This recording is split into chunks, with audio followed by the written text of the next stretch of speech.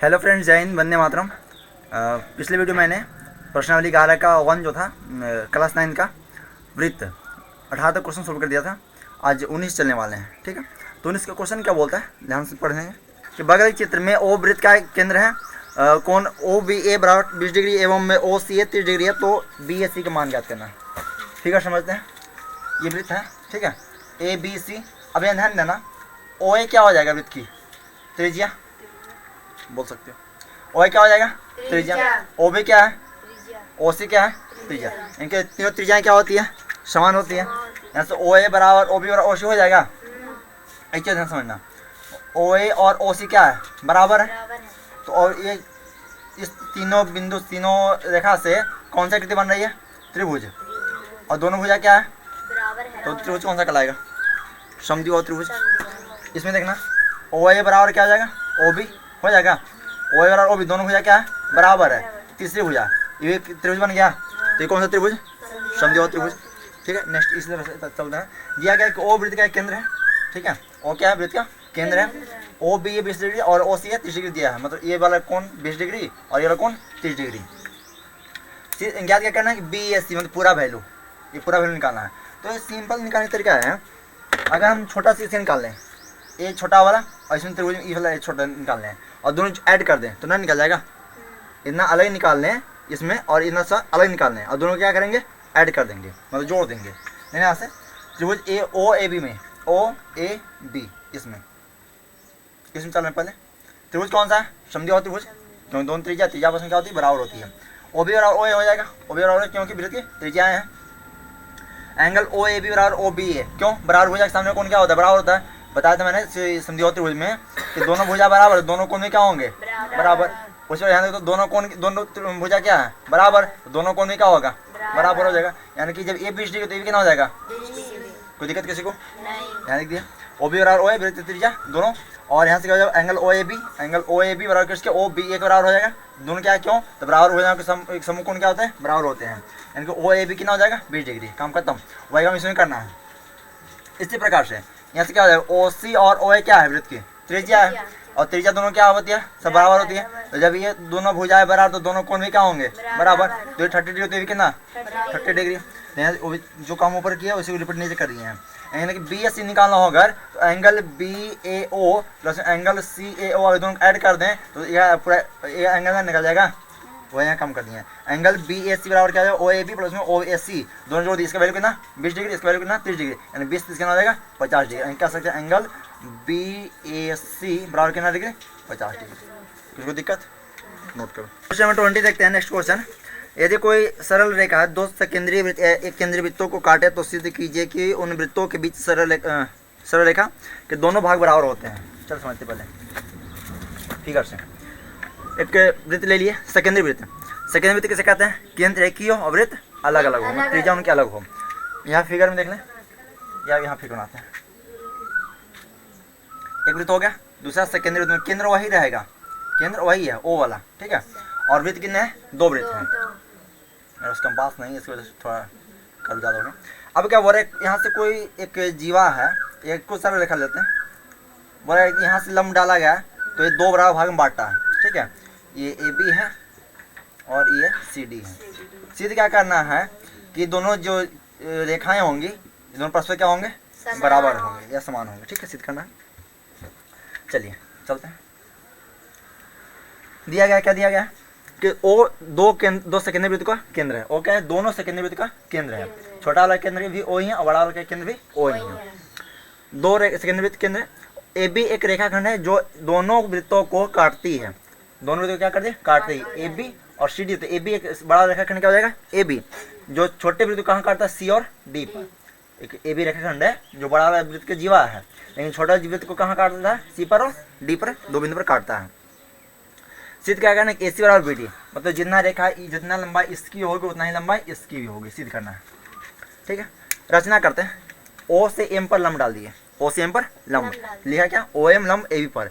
हम जानते हैं कि जब लंब डालते हैं केंद्र से किसी जीवा पर तो जीवा कितना भाग बांटता है, दो बराबर भाग बांटता है। यानी कि ओ एम जो लंब हो जाएगा किस पर, ए बी पर या सी डी पर, तो क्या करें, जितना ए एम उतना ही एम बी, या जितना सी एम उतना ही एम डी हो जाएगा। तो देखो प्रमाण में देते हैं, चूंकि ओ एम लंब किस है, ए बी पर है, तो वृत्त के केंद्र से जीवा पर डाला गया लंब जीवा को क्या करता है, समद्विभाजित कर दो बराबर भाग में बांटता है। यहाँ से पहले ए बी के लिए लेते हैं, तो क्या हो जाएगा, जितना ए एम उतना ही क्या हो जाएगा एम बी, ए एम बराबर एम बी, समीकरण एक लेते हैं।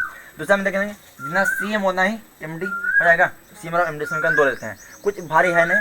अब क्या करेंगे, समीकरण 1 से 2 को क्या करेंगे, माइनस करेंगे, घटा देंगे ए एम बराबर बी एम, ए एम बराबर बी एम और सी एम बराबर डी एम, समीकरण 1 और 2 को घटाना है, तो बी एम में से डी एम घटाना है। फिगर देखेंगे, बी एम पूरा इतना बी एम है, इसमें क्यों घटाना है, डी एम को घटाना, इतना घटा देना, तो बचा क्या, ये बचेगा पूरा बी एम में से डी एम को घटा देना, तो बचा क्या, बी डी, बच गया बी डी।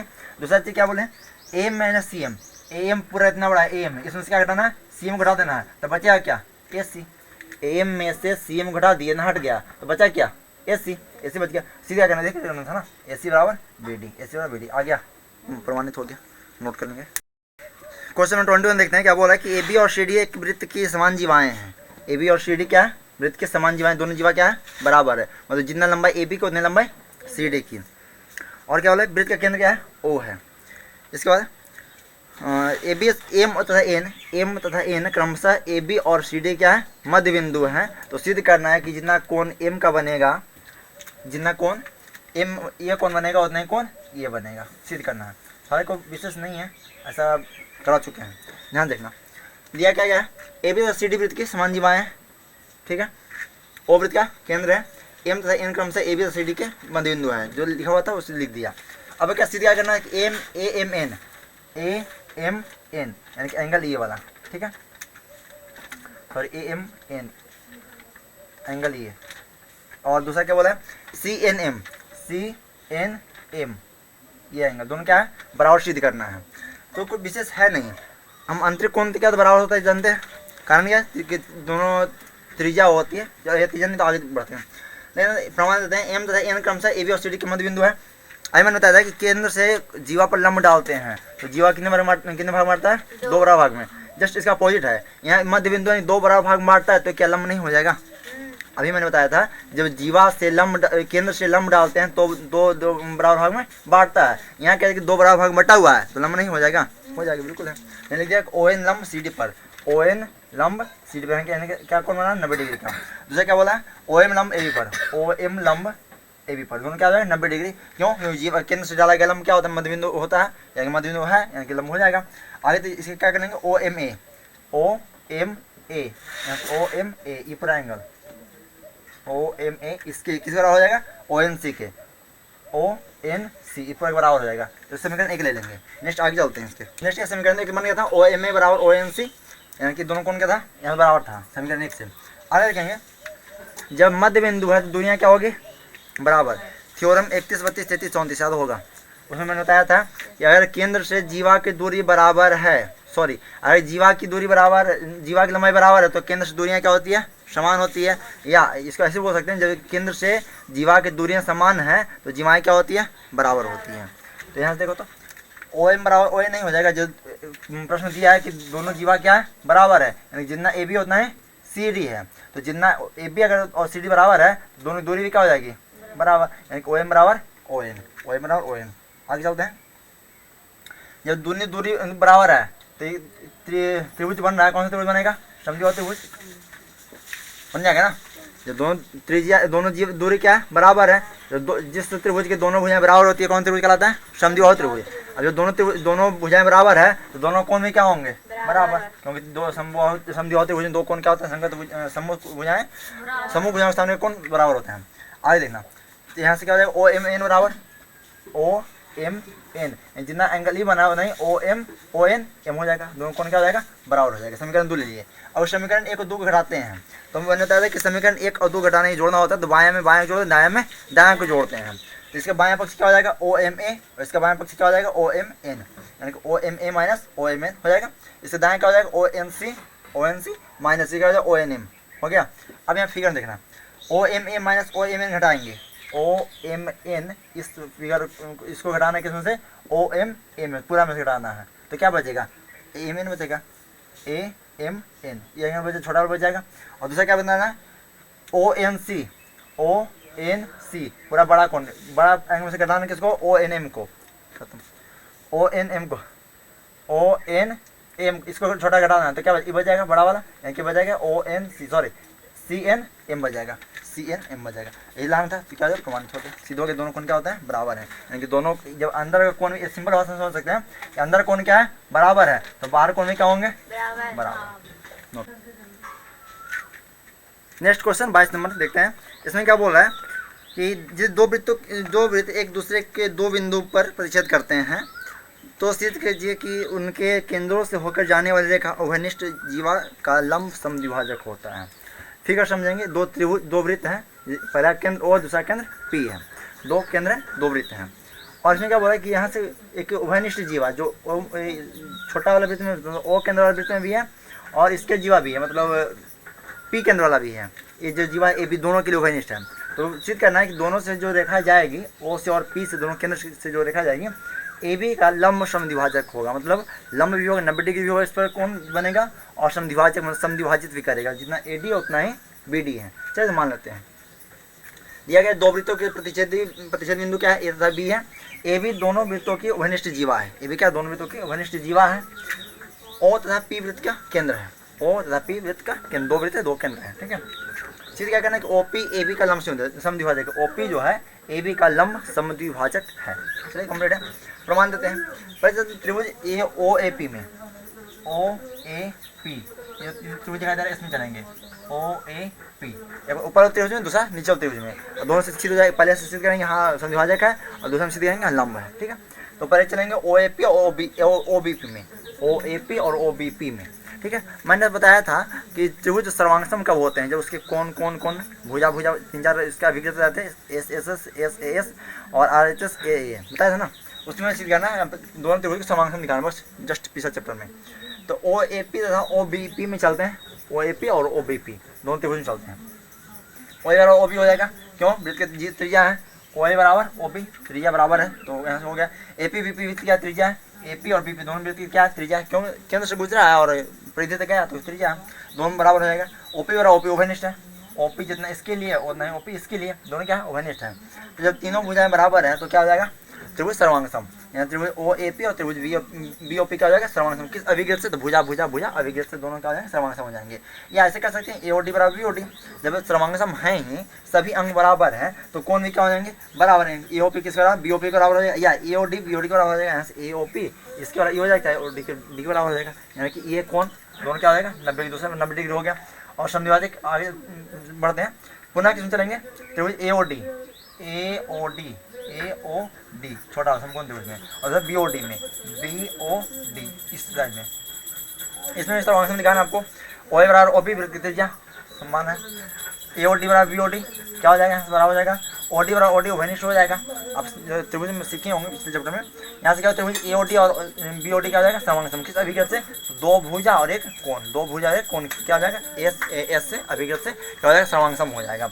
जब सर्वांगसम हो जाता है जब सभी अंग समान है तो ए डी किसके बराबर हो जाएगा बी डी बराबर, जितना ए डी उतना ही बी डी, यानी कि लंब तो यहाँ सिद्ध कर देते हैं, यहाँ लंब हो गया सिद्ध और समद्विभाजक में दो बराबर भाग बांटने वाला, जितना ए डी उतना ही बी डी, यानी कि क्या मध्य बिंदु है डी का मध्य बिंदु हो जाएगा, यहाँ से उभयनिष्ठ यहाँ से बराबर हो गया और यहाँ से क्या हो जाएगा लंब 90 डिग्री है, तो यहाँ से प्रमाणित हो गया कि ओपी क्या है ए बी का लंब समद्विभाजक है, सिद्ध हो गया। नेक्स्ट चलते हैं, चलो 23 नंबर क्वेश्चन देखते हैं। क्या बोला है पी क्यू और आर क्यू एक वृत्त के केंद्र के शेष समदूरस्थ जीवाएँ हैं। पहली बात है जब जीवाएँ समदूरस्थ हैं तो उनकी दूरियाँ क्या होगी बराबर, केंद्र से दूरी बराबर तो जीवा भी क्या है बराबर होगी। आगे बढ़ते हैं, सिद्ध कीजिए कि क्यू से होकर जाने वाला व्यास पी क्यू आर को समद्विभाजित करता है। समझते हैं, एक वृत्त लेते हैं जिसका केंद्र क्या है ओ है, क्यू पी और क्यू आर दोनों क्या है जीवा है, ओ एम अब क्या बोल रहा है ओ एम और ओ एन की दुनिया क्या है बराबर है, खुद बात समदूरस्थ दोनों की दुनिया क्या है बराबर है। और दूसरी बात है जब यहाँ से लंब होता है तो क्या होता है इसका समद्विभाजक होता है, दुनिया बराबर है यानी कि दोनों एक दूसरे पर 90 डिग्री है और 90 भी होगा तो बिंदु क्या हो जाएगा मध्य बिंदु, यानी कि दोनों की दूरी बराबर है, यानी कि क्यू एम बराबर एम पी और यहाँ से क्यू एन बराबर में एन आर हो जाएगा। चलिए हमें सीधे क्या करना है आगे तक दिया गया कि पी क्यू तथा आर क्यू दो जीवाएँ हैं, एम एन बराबर ओ एन और ओ वृत्त का केंद्र है, क्यू एस वृत्त का व्यास है, क्यू एस क्या है क्यू एस एस तो कहीं है ही नहीं, क्यू एस क्या है वृत्त का व्यास है, क्यू एस बना लेते हैं इस तरह से, क्यू एस क्या वृत्त का व्यास है। चलिए सिद्ध करना है कि ओ एस ओ एस, इसकी O S P Q R का लंब समद्विभाजक है। पी क्यू आर का, पी क्यू आर का क्या है, लंब समद्विभाजक है, मतलब लंब भी होगा और समद्विभाजक भी होगा। प्रमाण देते हैं, एम एन बराबर ओ एन दिया गया है, खुद ध्यान रख लीजिए। और क्या पी क्यू बराबर आर क्यू, क्यों, वृत्त के केंद्र से समदूरस्थ है, दूरियां दोनों क्या बराबर हैं, तो क्यू पी क्यू बराबर आर क्यू, पी क्यू बराबर में आर क्यू। क्यों, जब इसकी दूरी बराबर है तो जीवाएँ क्या होगी, बराबर। आगे बढ़ते हैं, दोनों तरफ 1/2 से गुना कर देते हैं। गुना क्यों करें, अगर फायदा मिलने वाला है। 1/2 से गुना करने पर 1/2 गुणे पी क्यू बराबर 1/2 गुणे आर क्यू, दोनों 1/2 से गुना कर दिया। अब 1/2 से गुना किया क्यों, तो एम और एन जो है जब मध्य बिंदु है तो दोनों क्या होगा, एक दूसरे का, यहाँ से आर पी क्यू का आधा और यहाँ से आर क्यू का आधा हो जाएगा, कंप्लीट है, इसलिए 1/2 से गुना कर दिया। डायरेक्ट ले सकते हैं इस तरह से, ओ एम लंबा है किस पर, पी क्यू, ओ एन लंबा किस पर, क्यू आर पर, तो वृत्त के केंद्र से जीवा पर डाला गया लंब क्या करता है, जीवा को समद्विभाजित करता है। ऐसे दो भाग बांट देगा, यहाँ से क्या होगा, क्यू एम बराबर क्यू एन, क्यू एम बराबर में क्यू एम बराबर क्यू एन, क्यों, तो मध्य बिंदु है दोनों, एम क्या है, मध्य बिंदु है। अब क्या करना है, त्रिभुज क्यू ओ एम तथा क्यू ओ एन में चलते हैं। क्यू ओ एम समकोण त्रिभुज और क्यू ओ एन समकोण त्रिभुज, दोनों चलते हैं हमारी वर्ष, ठीक है, एडजस्ट कर दो। देखेंगे आगे, इसके बाद त्रिभुज क्यू ओ एम, त्रिभुज यहाँ से चलेंगे क्यू ओ एम और क्यू एन में, इसके बाद ऊपर चले हैं दोनों त्रिभुज में, एडजस्ट कर दो। क्यू एम बराबर क्यू एन हो जाएगा, क्यू एम बराबर क्यू एन, क्यों, दोनों दूरियाँ बराबर हैं, खुद दिया है। ओ एम बराबर ओ एन, ओ एम बराबर ओ एन दिया हुआ है। अब क्या है, ओ क्यू बराबर ओ क्यू है, नेक्स्ट देखिए तो ओ क्यू इसके लिए, इस त्रिभुज के लिए भी, और ओ क्यू इस त्रिभुज के लिए, दोनों त्रिभुज क्या है, दोनों में क्या है, ओवनिष्ठ है।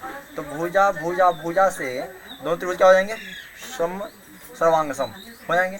जब सर्वांग सम हो गए तो एम क्यू ओ और एन क्यू ओ दोनों बराबर नहीं हो जाएंगे, एम क्यू ओ और एन क्यू ओ दोनों ये जो कोण है बराबर हो जाएंगे।